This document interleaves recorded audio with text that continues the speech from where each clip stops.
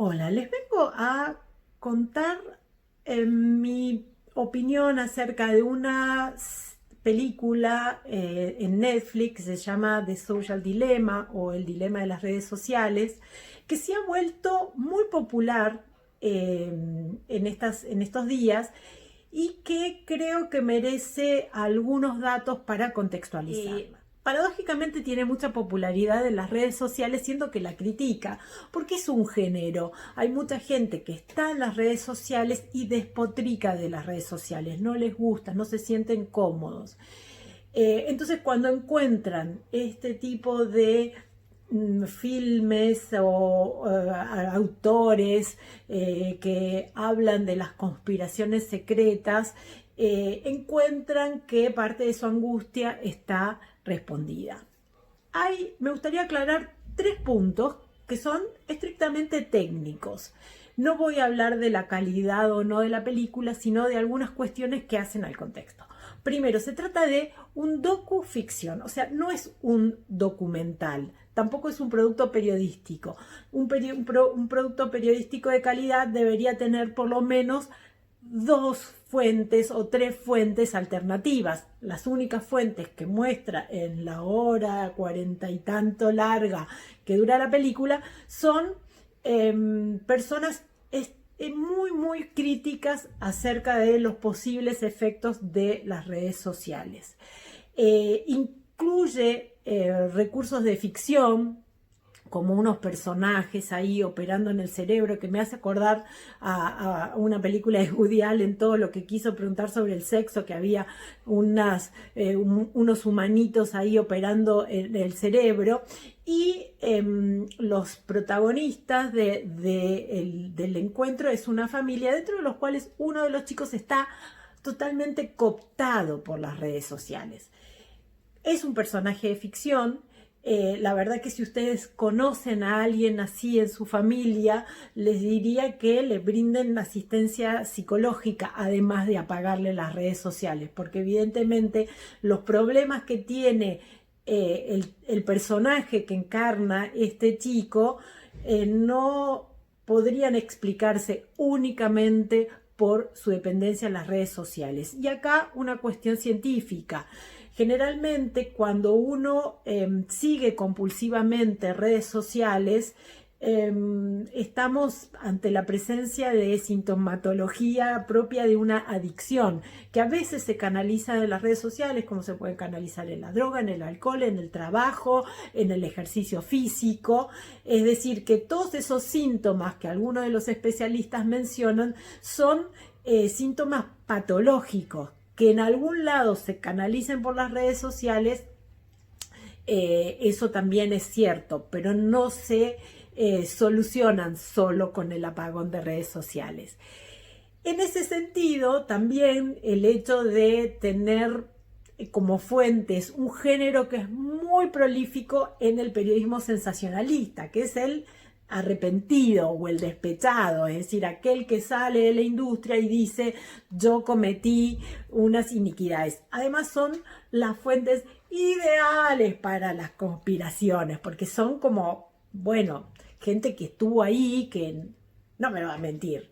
Pero convengamos que estamos hablando de unas mega empresas en donde hay muchísima más gente que esa. Y de la misma manera, los especialistas que consultan son de los tantos especialistas que están del lado de la biblioteca que habla de los efectos nocivos de las redes sociales.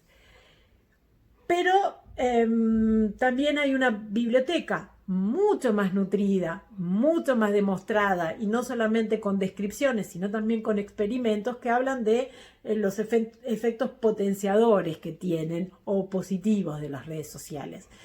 Entonces creo que la película es atractiva justamente porque lleva uno de los argumentos a su máximo nivel. Pero creo que además tendríamos que, más que pensar, uy, qué malo, y alguno de estas grandes empresas que aparecen como los malos de la película, también vernos a nosotros y al uso que le estamos dando a las redes sociales. Y ahí quisiera tomar el principal argumento que usan, que es la aparición de los extremismos, ¿no? Y cómo las redes sociales pueden potenciar el discurso antagónico o de hostilidad, y que viene a cuento porque en el país cada tanto aparece gente que dice tiene que estar más regulado porque se potencia el discurso de odio. Les quiero recordar que en la historia de la humanidad la polarización, el discurso de odio ya no solo existe, sino nos ha llevado a conflictos tan violentos como los que estamos viendo o mucho más violentos.